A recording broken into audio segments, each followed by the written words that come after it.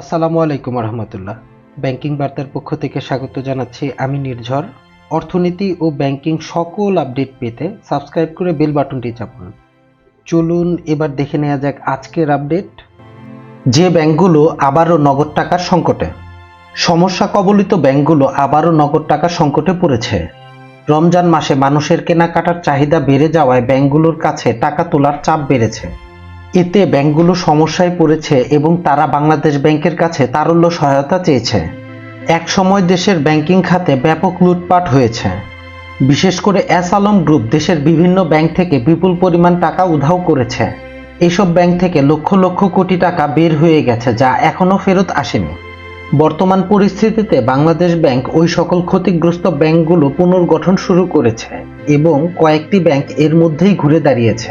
তবে কিছু ব্যাংক এখনও গভীর সমস্যায় রয়েছে এবং তারা গ্রাহকদের আমানতের টাকা ফেরত দিতে পারছে না। বিশেষ করে সোশ্যাল ইসলামিক ব্যাংক কিছুটা ভালো অবস্থানে থাকলেও রমজানের বাড়তি চাপের কারণে আবারও সংকটাপন্ন অবস্থায় রয়েছে।